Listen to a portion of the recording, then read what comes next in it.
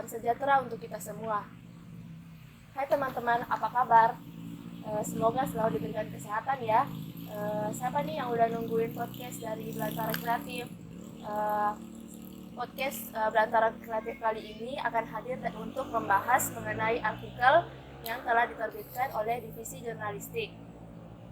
Adapun tema dalam diskusi kali ini yaitu krisis pangan dan ketimpangan agraria. Saya Nurdenti Utari sebagai host dan moderator pada diskusi kali ini akan menemani teman-teman semua. Diskusi kali ini juga kita akan mengundang narasumber dari Fakultas MIPA jurusan Biologi. Bisa diperkenalkan dirinya? Ya, jadi halo untuk teman-teman semua. Kenalkan, nama saya Amalia Fauzia. Teman-teman bisa panggil saya Amel atau mungkin pernah lihat saya di Fakultas MIPA. Jadi saya dari Fakultas MIPA di jurusan Biologi. Jadi di sini saya bukan sebagai narasumber yang sangat ahli, tapi sebagai membagikan saja bagaimana sudut pandang saya sebagai seorang mahasiswa di Saintek gitu. Oh ya Kak, Kak Amelia nih Kak. Iya. Jadi apa kesibukannya akhir-akhir ini Kak, karena kampus lagi kuliah offline? Kalau saya kan sudah semester seberapa nih, semester 7, jadi nggak terlalu paling beberapa kuliah saja yang saya hadiri. Terus kesibukan yang lainnya itu biasanya saya berkomunitas di luar, terus selain itu ya berorganisasi lagi di kampus. Organisasi apa itu kalau boleh tahu Kak? Organisasi himpunan mahasiswa biologi. Ya. Kalau boleh tahu Kak Amelia juga dari mana daerahnya? Kalau Asalnya? Iya. asalnya saya dari Selayar. Ya. Kalau begitu kita langsungkan saja diskusinya di Kak. Kan tema diskusi kali ini itu tentang krisis pangan. Krisis pangan kan di masa pandemi ini bisa dibilang berisiko tinggi untuk terjadi Kak, karena dunia saat ini sedang dilanda pandemi global. Menurut Kakak, atau kita mulai dari krisis pangan saja dulu, sebelum jauh untuk membicarakan krisis pangan itu, menurut Kakak apa? Apa ini krisis pangan sendiri? Kalau bicara tentang krisis pangan, lama Indonesia berpotensi untuk krisis pangan. Tidak hanya saat pandemi, tapi sangat terlihat di pandemi yang sekarang. Nah, kalau kita lihat kalau pandemi sekarang itu, adanya pandemi itu bikin pemerintah jadi menerapkan sistem ketahanan pangan. Jadi ada ketahanan pangan, kemandirian pangan, dan kedaulatan pangan.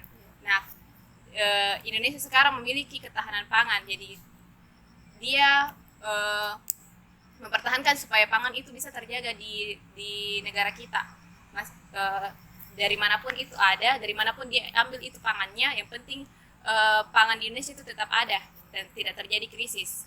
Nah, beda lagi dengan kemandirian pangan. Nah, kemandirian pangan itu sendiri, kita berusaha untuk memproduksi pangan itu sendiri di negara. Nah, itu yang belum kita lihat di Indonesia. Nah, kalau di Indonesia sendiri itu dia masih impor beras, impor garam, impor beberapa pangan-pangan yang lainnya. Nah, itu yang menurut saya sangat miris kita rasa, karena negara kita kan ditahu negara agraris. Nah, namun kenapa sampai sekarang tetap impor pangan dari luar? Nah, itu yang sangat-sangat miris untuk kita perhatikan seperti itu. Apalagi di masa pandemi sekarang itu, semakin kita mengimpor dari luar, semakin pangan-pangan yang lokal itu sudah tidak eksis dibandingkan pangan jika kita impor dari luar, seperti itu. Ya Kak, kalau saya minta pendapatnya Kakak mengenai kan di saat di pandemi ini diberlakukan PSBB, dan yang saya baca itu jika PSBB berlaku di Indonesia berarti dia sangat mempengaruhi terciptanya krisis pangan di Indonesia. Pertanyaannya yaitu Kak, kenapa keamanan pangan global mempengaruhi pandemi COVID-19? Pangan global mempengaruhi pandemi. Iya. Pandemi mungkin mempengaruhi iya. pangan global. Jadi kan PSBB itu pembatasan berskala nasional. Nah, kalau PSBB kan orang-orang dilarang untuk keluar. Nah, karena dilarangnya untuk keluar, muncullah yang namanya panic buying. Nah, karena banyak orang muncullah ini yang panic buying ini, jadi orang-orang yang takut untuk keluar banyak membeli bahan-bahan pangan yang ada di swalayan kah, supermarket kah, atau pasar dengan skala yang besar, dan belum tentu dia bisa konsumsi dalam 1 bulan itu. Dia tidak secara konsumsinya itu tidak terlalu besar cuman karena adanya panic buying, jadi banyak dia beli dari pasar, sehingga banyak kelas ekonomi yang lebih ke bawah jadi tidak kebagian. Seperti itulah logikanya, itu ada kebagian tidak kebagian makanan-makanan pokok lah misalnya, karena kelas-kelas menengah ke atas itu dia konsumsinya menjadi besar. Sehingga itu bisa memantik namanya krisis pangan untuk orang-orang kelas bawah, dan tidak semua orang merasakan namanya krisis pangan. Cuma di kelas-kelas bawah saja yang merasakan krisis pangan. Kalau di kelas atas tidak mungkin dia rasakan namanya krisis pangan, karena kan di mana ada modal pasti di situ banyaklah orang. Di mana ada modalnya orang-orang yang kelas atas pasti banyak yang bisa dia beli, bisa dia produksi dan konsumsi.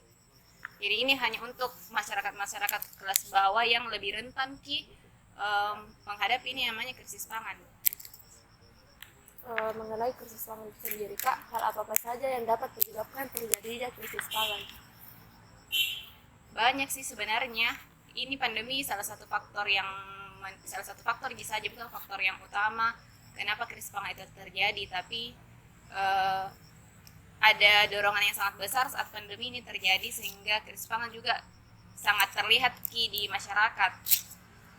Nah, krisis pangan sendiri di Indonesia itu sudah lama kita rasakan. Contohnya saat penjajahan Belanda, saat ada sistem tanam paksa. Kalau kita bicara secara historis saat penjajahan Belanda adanya tanam paksa, orang-orang petani-petani saat itu disuruh menanam secara paksa oleh pemerintah Belanda. Nah, hanya komoditas pangan yang dipaksakan untuk ditanam di lahan-lahan pertanian, yang dimana komoditas itu yang akan diberikan ke Belanda, jadi hanya sedikit bahan-bahan pokok yang mereka tanam. Nah, di situ sebenarnya sudah muncul namanya krisis pangan untuk masyarakat Indonesia. Nah, yang lebihnya lagi saat Perang Dunia Kedua. Nah, Perang Dunia Kedua kan walaupun Indonesia tidak masuk ke gerakan blok barat sama blok timur, cuman dia sangat terdampak karena kan saat Perang Dunia Kedua kita masih dijajah sama Jepang. Nah, kita juga masih terdampak sekali khususnya pada masalah pangan saat itu. Kemudian kalau bicara tentang sekarang itu pada masa Orde Baru, reformasi, sebenarnya sudah adalah krisis pangan walaupun dalam skala yang kecil. Namun adanya UUPA atau Undang-Undang Agraria, nah di situ sudah ada regulasinya untuk reformasi agraria itu sendiri. Nah, kalau kita lihat sampai sekarang ini, mungkin UUPA yang sudah ada itu lebih banyak ketimpangan-ketimpangan yang terjadi, ketimpangan yang tidak sesuai dengan regulasi yang telah dibuat.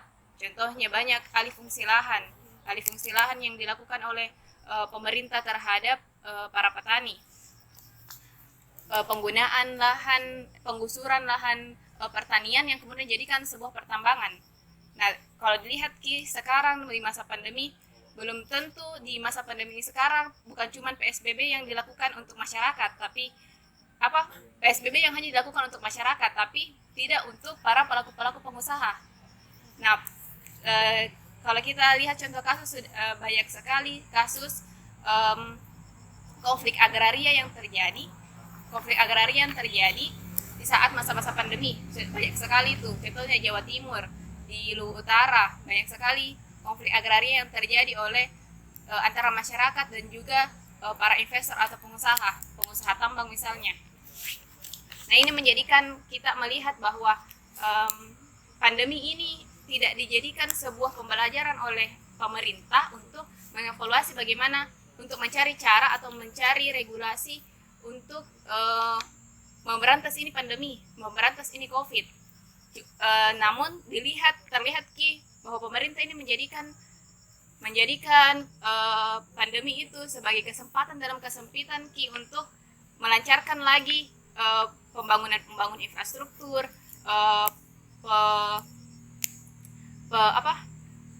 leluasa untuk meluasakan para investor untuk menanamkan modal, dan banyaklah. Dan kalau kita lihat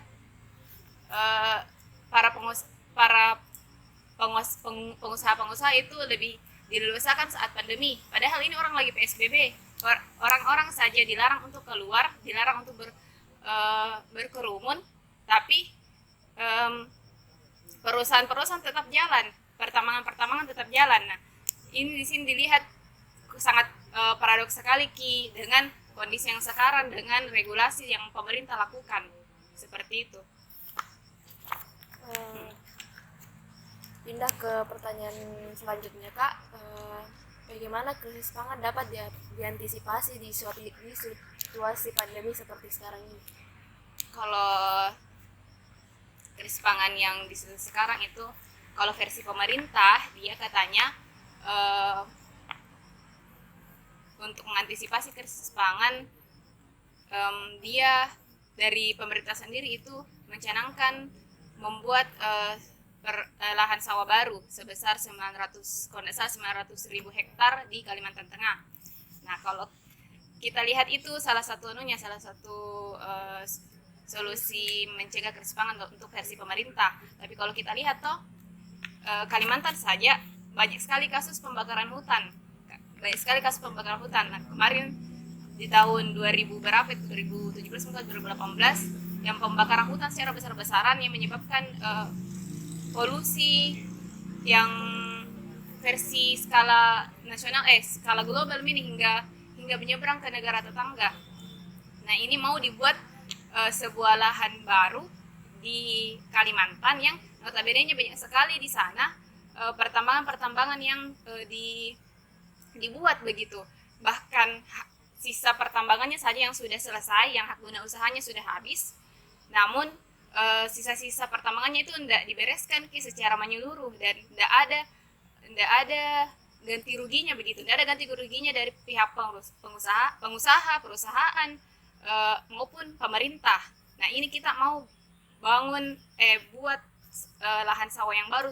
Saya rasa sangat-sangat tidak masuk akal lagi menurutku untuk itu dijadikan sebuah jalan mencegah krisis pangan.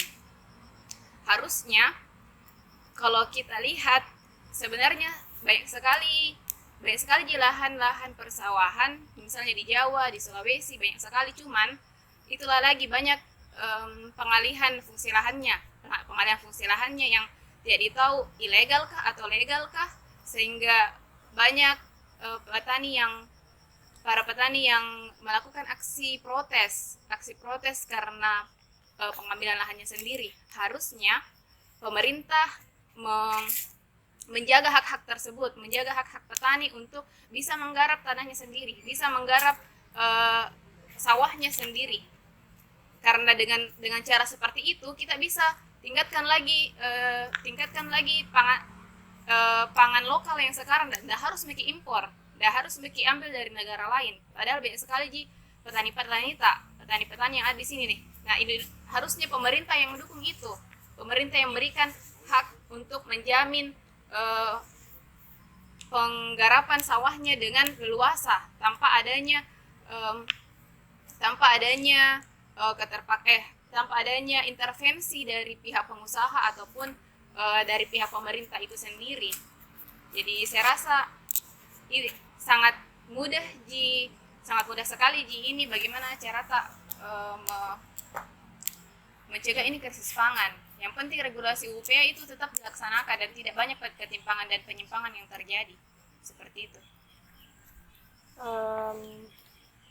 Pindah ke ketimpangan agraria, Kak. Siapa yang seharusnya mengarahkan persoalan ketimpangan agraria ini supaya tidak terjadi ketimpangan dalamnya, Kak? Yang pastinya kalau ketimpangan terjadi suatu negara, pastinya yang bertanggung jawab itu negaranya sendiri, pemerintah yang pemerintah yang harusnya menjaga agar ketimpangan agraria itu nggak terjadi. Padahal kan ada regulasinya, ada UPA yang mengatur. Nah, harusnya kita terapkan, implementasikan dengan baik sesuai dengan regulasi, bukan dengan menyederhanakan seperti yang sekarang tuh, bukan menyederhanakan undang-undang seperti penyederhanaannya undang-undang cipta kerja atau omnibus law. Nah, saya rasa bukan itu yang harusnya itu yang dilakukan oleh pemerintah dengan penyederhanaan undang-undang. Nah, banyak undang-undang, misalnya undang-undang lingkungan yang dimasukkan di omnibus law. Nah, kalau kita lihat itu, kalau mau pangan tak bagus, yang pastinya ekologinya harus bagus. Nah, ini kalau kita lihat di undang-undang omnibus law, lingkungan itu dikasih jadi hal yang dikucilkan begitu ya. Yang dimajukan itu kemudahannya para investor supaya bisa menanamkan modal. Nah, bagaimana cara menanamkan modal itu leluasa dengan memudahkan hak guna usaha. Nah, kalau hak guna usahanya dimudahkan, pasti lebih banyak investor yang bisa menanamkan modalnya. Nah, modalnya kan pastinya lebih, kalau modalnya gampang, kalau lingkungan dan investor itu saling bertolak belakang. Jadi kalau dimudahkan para investor untuk menanamkan modal, nah otomatis yang dikorbankan pasti lingkungannya, ekologisnya. Nah, kalau kurang ekologisnya yang informannya yang menurun, sudah pasti krisis pangan. Bukan hanya krisis pangan,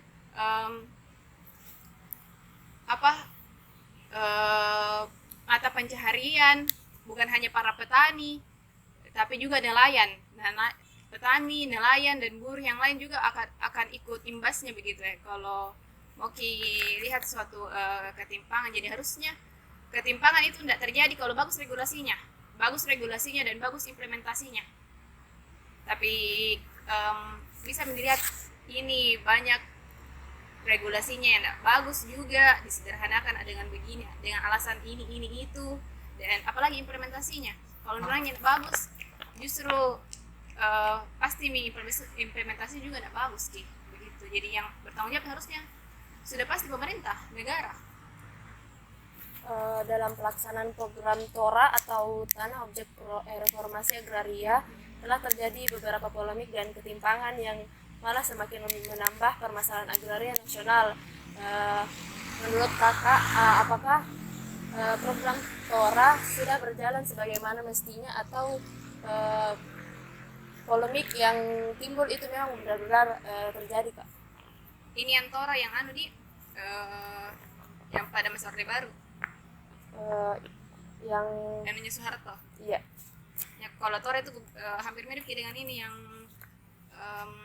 solusinya negara untuk memberikan untuk membuka lahan persawahan baru 900.000 hektar. Hampir mirip dengan itu. Kalau Tora kan dia penggunaan lahan gambut diubah menjadi itu kan sebuah gerakan reforma agraria. Itu kan gerakan reforma agraria yang dicanangkan oleh Soeharto untuk mengubah lahan gambut menjadi lahan persawahan. Nah, saya rasa hampir mirip dengan itu. Pasti akan banyak polemiknya. Seperti juga yang dicanangkan oleh pemerintahan Jokowi yang MIFE yang di Papua untuk membuka lahan sebesar kalau tidak salah 1,2 juta hektar, membuka lahan persawahan untuk menanam padi. Padahal kita tahu kalau Papua itu makanan pangan lokalnya itu sagu, dan presiden kita mau buka lahan persawahan, jadi mau kita kasih makan, mau bikinkan ini Papua sebagai lumbung padi, otomatis mau juga ubah pangan lokalnya orang-orang di Papua jadi nasi. Padahal kita tahu Papua bukan Jawa. Jangan Papua itu punya pangannya sendiri, bukan mentang-mentang ini presiden dari Jawa jadi dia mau juga menjawakan Papua. Padahal Papua itu sangat erat sekali dengan pangannya.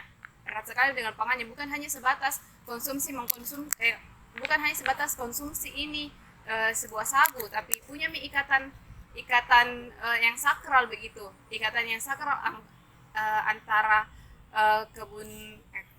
antara penanaman sagunya, caranya mengambil sagu, ada ikatan sakralnya dengan warga-warga Papua. Bahkan masyarakat adat saja banyak melakukan upacara-upacara adat yang berkaitan dengan saat mereka memanen sagu begitu ya.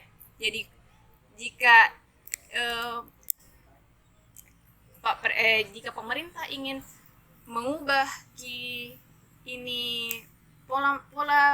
pola pangan di Papua, saya rasa sangat tidak berkesesuaian dengan orang-orang yang di sana, khususnya masyarakat adat yang di sana. Jadi kalau kita melihat itu bukan kalau kita bicara tentang pangan, bukan hanya sebatas beras, bukan hanya sebatas nasi yang orang-orang konsumsi. Kita bicara pangan itu bicara keanekaragamannya Indonesia. Suku-sukunya saja Indonesia berbagai ragam, bukan cuma satu ragam, apalagi pangannya. Apalagi pangannya yang kalau kita bicara pangan pasti sesuai dengan daerahnya masing-masing.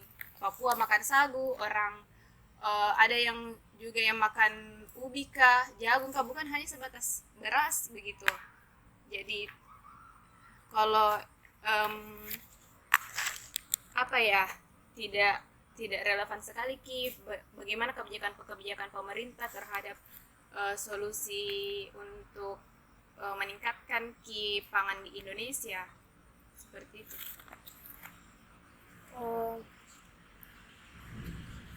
Mengenai solusi untuk krisis pangan itu sendiri, Kak, dengan mengembalikan urusan pangan kepada petani dan memberikan hak atas tanah, apakah memang solusi yang bisa diberikan untuk pelaksanaan krisis pangan itu mengembalikan urusan pangan kepada petani dan memberikan hak atas tanah itu sendiri? Iya, karena memang hak atas tanah kan haknya seluruh warga negara. Nah, regulasi pangannya kita kembalikan ke pemerintah, tapi harus melihat juga bagaimana kondisi petani sekarang, bagaimana kondisi rakyatnya sekarang. Tidak serta-merta dia membuat regulasi karena ingin mendapatkan sebuah keuntungan.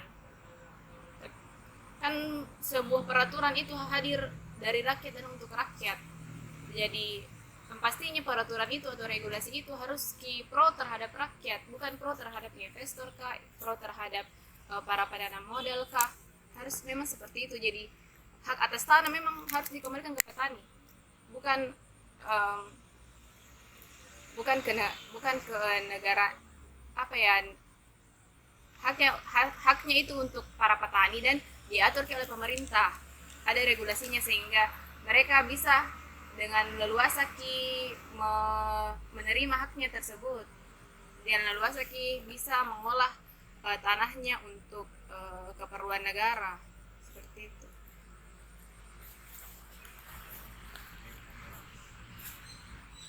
Mengenai jaminan ketersediaan lahan untuk para petani Kak, apakah memang ketersediaan lahan untuk para petani dan eh, untuk para buruh penghasil pangan itu memang diberikan banyak ketersediaan lahan atau bagaimana Kak? Kan kalau ketersediaan lahannya sebenarnya banyak, cuman pembagian lahannya yang tidak merata. Pembagian itu bilang banyak alih fungsi lahannya, yang harusnya untuk pertanian dijadikan perkebunan kelapa sawit, yang harusnya untuk pertanian pangan dijadikan lahan pertambangan. Itu yang salah, itu yang tidak benar harusnya. Kan itu sudah dibagi memang yang mana apa ya. Nah kalau begini, kalau di negara Indonesia sendiri sawahnya itu 5% dan lebih banyak sekitar 7,5 juta hektar itu kalau tidak salah 7,5 juta hektar itu untuk sawah. Nah, terus di 16 juta hektar itu untuk perkebunan kelapa sawit. Nah, bisa melihat di sini kenapa lebih banyak penanaman kelapa sawit dan sedikit sekali pengambilan sedikit sekali lahan untuk persawahan. Nah, itu bisa dilihat ini pemerintah pronya kemana, pemerintah diuntungkannya di mana. Nah, makanya banyak impor karena begitu lahan untuk pertanian dikuras, lahan untuk pertanian dipotong. Makanya banyak sekarang di pandemi sekarang banyak provinsi-provinsi yang mengalami defisit pangan. Tidak ada yang surplus, tapi banyak sekali yang mengalami defisit pangan. Nah, salah satunya itu karena itu banyaknya alih fungsi lahan, pembagian lahan yang tidak merata, pembagian lahan yang harusnya untuk masyarakat petani diberikan kepada para pengusaha, lahan-lahan masyarakat adat yang memang harusnya untuk masyarakat adat digunakan untuk mereka, tapi tidak tahu bagaimana dengan cara apa saja bisa ambil ini lahan dari masyarakat adat itu sendiri. Jadi begitu, yang banyak itu alih fungsi lahannya yang yang sangat banyak alih fungsi lahannya. Contohnya kemarin juga kalau tidak salah di mana itu yang bikin bandara yang dialih fungsi lahan kan ini persawahan untuk dibuatkan bandara. Banyak pengalihan lahannya dijadikan sebuah infrastruktur yang tidak tahu berguna jika atau tidak, yang sangat-sangat tidak tahu yang sangat dikedepankan daripada untuk masyarakat begitu. Baik sekali yang hal-hal yang seperti itu.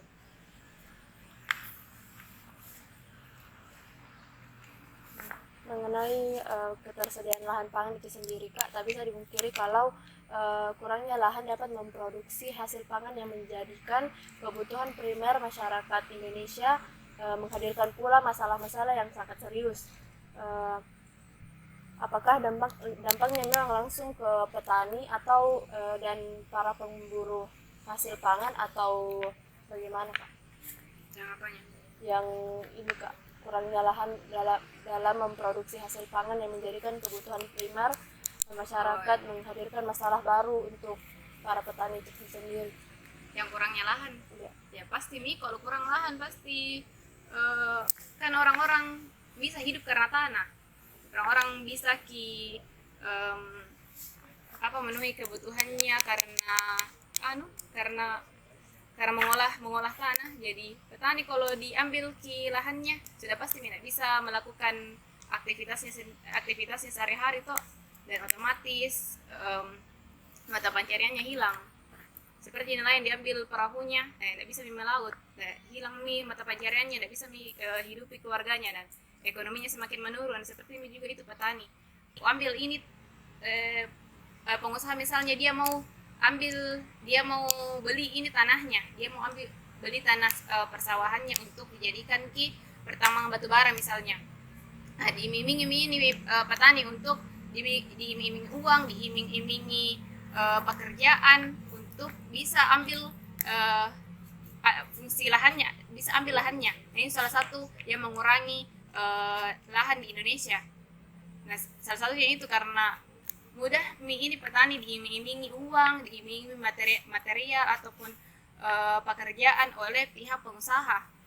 Nah, sehingga lihat ini profesi petani jadi sebuah profesi yang tidak ada guna-gunanya, kayak untuk apa kok jadi petani, untuk padahal itu petani sedikit anunya, sedikit yang dia dapat, sedikit keuntungannya, mending kau jadi pegawai ataupun jadi buruh pertambangan ada dijaminkan kok apalah. Nah, misalnya itu diiming-iming oleh pihak pengusaha. Nah, dan itu salah satunya yang bisa bikin kurangnya ini lahan pertanian, karena petani lebih mudah menjual tanahnya, lebih mudah menjual lahannya ke pengusaha, dan pengusaha iming-imingi dia untuk bisa bekerja di pertambangan. Nah, padahal setelah lahannya dijual, sudah diambil oleh pengusaha, belum tentu dia bisa masuk ke perusahaan itu. Siapa tahu perusahaan itu impor masukkan tenaga kerja asing ke dalam negeri. Nah, itu juga salah satu permasalahannya, banyak sekali tenaga kerja asing yang leluasa masuk ke Indonesia. Nah, itu jadi ini petani tidak mendapatkan jaminan kalau dia bisa bekerja di pertambangan tersebut, dia bisa bekerja di perusahaan tersebut. Nah, saat itu banyak yang kehilangan lahan, juga kehilangan pekerjaan, uangnya pun pasti akan habis. Nah, edukasi seperti itu yang kurang di para petani sekarang. Edukasi yang seperti itu yang sangat kurang di para petani sekarang, jika tidak membuat sebuah kelompok tani, tidak membuat sebuah perkumpulan tani. Nah, kalau ada kelompok tani, yang di kelompok tani itu bagus sekali karena ada pemimpinnya dan ada peraturannya di sana. Peraturannya tuh, dan tidak banyak yang para pengusaha pertambangan yang digagalkan oleh para kelompok tani. Karena para kelompok tani ini sadar bahwa dengan diambilnya lahannya tidak akan menjadikan dia mapan, tidak akan menjaminkan masa depannya, bahkan akan merusak masa depan mereka maupun cucu-cucunya mereka. Jadi itu salah satu bagusnya kalau di pertanian itu harus ada kelompok tani. Nah, dan angka baiknya juga para petani-petani yang muda yang punya memang edukasi yang benar dan yang bisa jadi pendamping para petani, sehingga tidak leluasa bisa diiming-imingi oleh pihak pengusaha begitu. Ini Kak, pertanyaan terakhir sebelum diskusi ini ditutup, apakah ada kata-kata atau dari kita tentang krisis pangan dan ketimpangan agraria ini untuk menutup diskusi kali ini, Kak? Kalau saya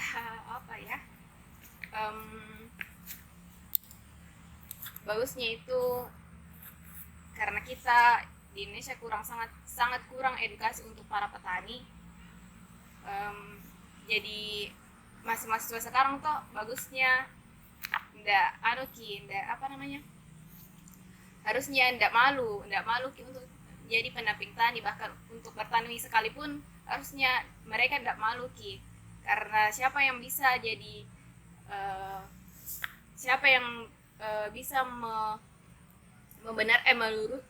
mengurangi itu, siapa yang bisa mengedukasi para petani jika bukan para akademisi, para mahasiswa yang seperti sekarang itu fungsinya mahasiswa. Dia bukan hanya turun aksi saja, bukan hanya membela kaum tani di jalanan, tapi juga dia harus turun langsung di lapangan, lihat petaninya langsung bagaimana sistemnya di sana. Jadi pesanku saya lebih ke para akademisi ataupun mahasiswa-mahasiswa itu sendiri untuk tidak malu turun ke masyarakat. Mungkin itu saja. Terima kasih atas kesempatan yang diberikan untuk menghadiri diskusi kita kali ini, Kak. Mungkin itu saja yang dapat dipaparkan dalam podcast Belantara Kreatif mengenai krisis pangan dan ketimpangan agraria. Jika terdapat kesalahan dan kekurangan mohon dimaafkan. Wabillahi taufiq wa hidayah. Wassalamualaikum warahmatullahi wabarakatuh.